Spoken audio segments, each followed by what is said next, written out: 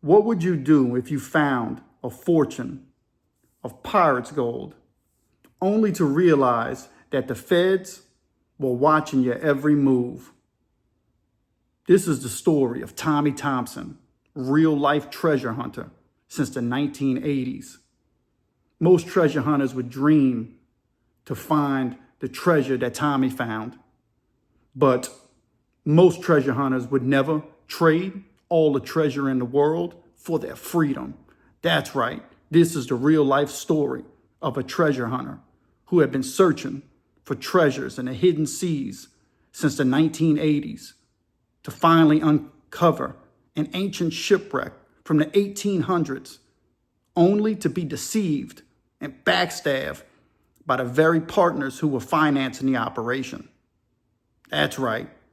Most people in the feds are gang affiliated. Drug runners, mules, cartel members, pedophiles. But Tommy Thompson, he was in prison for being a treasure hunter. That's right.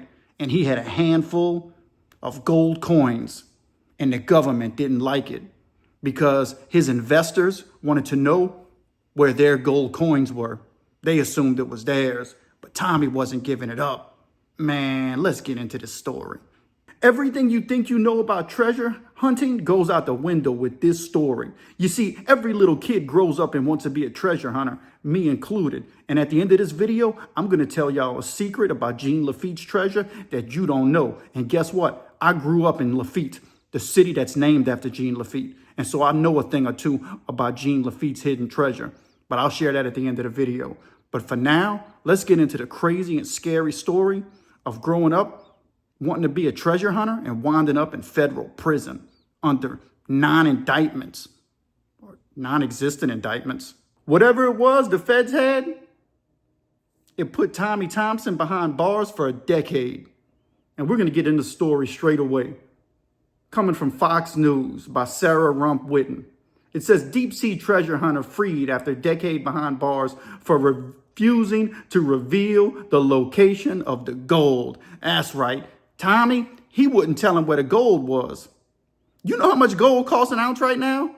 Like over $5,000. At $5,000 an ounce, dude had ancient gold. Tends to be worth more than, just some gold that we found and you got a regular modern pressed bar with a kangaroo or an eagle on it. This is that stuff that was stamped way back in the 1700s. That's what he had. And that's what they wanted. And he wasn't giving it up. The now 73-year-old explorer claimed memory loss after 500 missing coins. 500 missing coins, y'all. That's a lot of gold coins. And if you know anything about gold coins, man, they got people willing to lose their life behind gold coins. Obviously, Terry was willing to lose his freedom behind these gold coins. That's right. Tommy Thompson, a deep sea explorer who spent more than a decade in federal custody for refusing to disclosed the location of a cache of gold coins from a historic shipwreck, was released from prison. He was just released from prison. Dude been in prison for a decade in the feds behind gold coins, man. Thompson, 73, walked out of a federal correctional facility Wednesday after a judge ruled that his continued incarceration had lost its coercive effect. That's right. Clear as day. The judge knows, everybody knows that this whole incarceration of Thompson was to get him to, they were coercing him to finally give up the location of the gold coins. Where's the gold, Thompson? Where's the gold, Tommy? Man, not giving up the gold, and he ain't no leprechaun.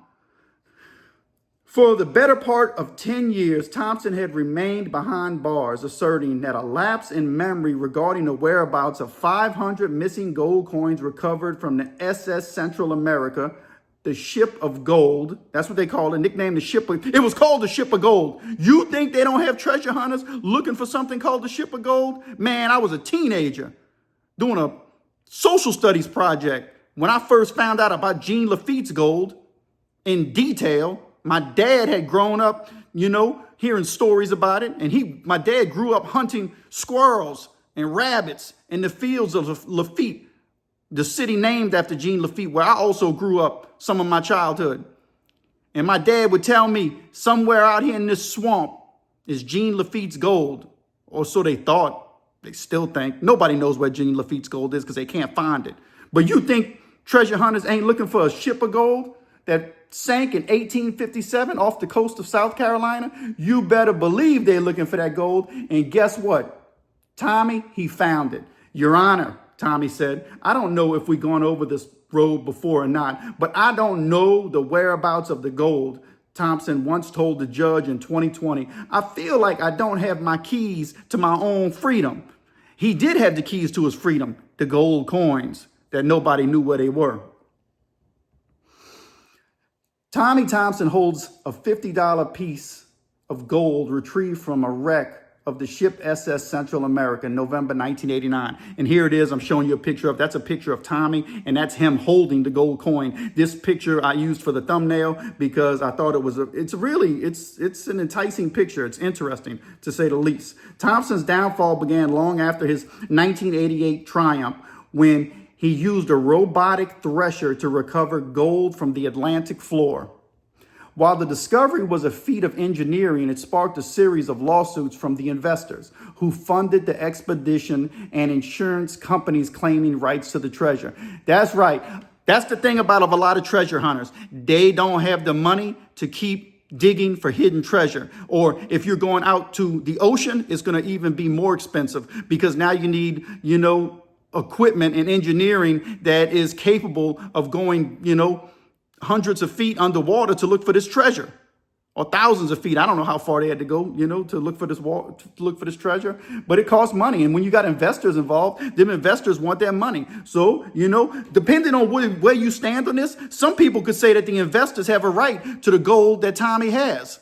Others may say, no, Tommy found it, it's his. But Tommy did use the investors' money to search for that gold. So it's intriguing to say the least. In 2012, after being ordered to appear in court to account for the missing coins, which were valued at the time at approximately $2.5 million, Thompson vanished. $2.5 million. That was in 2012. Y'all, is 2025 now, 2026.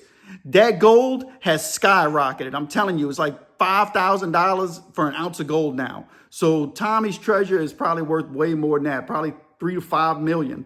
He said, captured in 2015 by marshals in the Florida hotel where he had been living as a fugitive under an alias. This dude was a fugitive. This is some real life Indiana Jones type of stuff. Tommy found the treasure and he wasn't off in, fighting for treasures over in a foreign land like Indiana Jones. He was right here in America because they got enough hidden treasures in America, and he found it and the feds were on him. Man, this is crazy. I know. Since 2015, Thompson had been held in civil contempt, facing a $1,000 per day fine and a cell until he purged the contempt by cooperating. Dude wasn't cooperating. Dude went on a lam. He consistently maintained that the coins were held in a trust in Belize. Ain't that something? Man, I'm telling you, they need to make a movie about this dude. And that he no longer possessed the specific records or memory to retrieve the gold. Thompson has remained in lockup, even though the federal law generally limits jail time for contempt of court to 18 months. Dude been in there for 10 years, a decade. They said it's limited to 18 months for contempt. In 2019, a federal appeals court rejected his bid for an appeal. While Thompson is now a free man, he remains under court supervision. His release does not absolve him of the $3.3 million in accumulated fines. He still got to pay the fines on top of the gold the investors want. Nor does it end the civil litigation from the investors who claim that they were defrauded by Tommy. Dwight Manley, a California coin dealer who bought and sold nearly the entire fortune, said Monday that Thompson paid a heavy price over what he said amounted to a business dispute. Imagine having how many disagreements in business have you had with somebody to wind up in prison for a decade? Going to prison for 10 years over a business dispute is not American, Manley told the AP. People kill and get less time than that. I agree. A manslaughter charge, you can get less than 10 years. They have people who do stuff to children and don't wind up in jail as long as Tommy did. Man, now I'm going to give y'all the important information. When I was a teenager, I did a social studies project on Jean Lafitte and his treasure.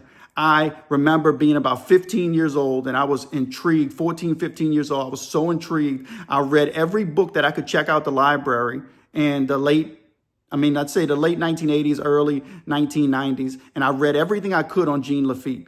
And whenever my dad brought us to Lafitte, I would always scan the horizon. I would walk through, the swamps, with the cypress roots sticking out the ground. And I would walk past alligators unafraid because I knew that behind them alligators was my treasure, Jean Lafitte's treasure. Little did I know that if I found that treasure, the government would claim rights to it. And I'd be like, dang.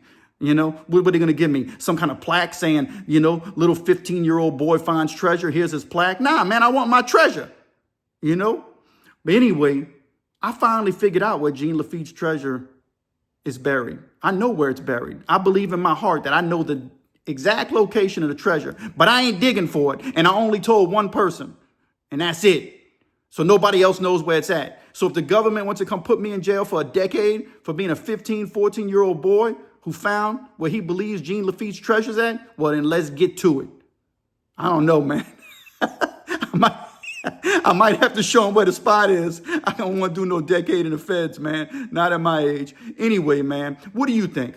Do you think that this is overreach by the government, that this dude spent a decade in prison? Or do you think that his investors or the bankers of his investors were connected enough to see this dude spend a decade in prison? And one thing for real, man, I don't know, man. I'm sure some dudes in the feds done time with Tommy Thompson. He kept it real. He wasn't giving nothing up. I knew a bank robber in prison who had the money, and they said they would work a deal with him if he would give him the cash. And he never did give him the cash. Never did. He stole it was $500,000-$600,000. And he robbed the bank. And they said, if you give us the cash, we'll give you a deal. He said, the only deal I'm giving is if I give you the cash, I don't want no time. They said, we can't make that deal. They never did make the deal. He wound up, pleading out, found himself, he admitted he was guilty, and he got 15 years in prison. But he still had that cash when he got out. That's a good start. I'm assuming the feds followed him too. But the feds are going to be watching Tommy, man. Anyway, give me a like and subscribe to the Pen and The Shank, the most unusual and unique crime and prison channel experience on YouTube, where we talk about things like people going to the feds over hidden treasures. Man, Tommy, you're a legend, living, freaking legend.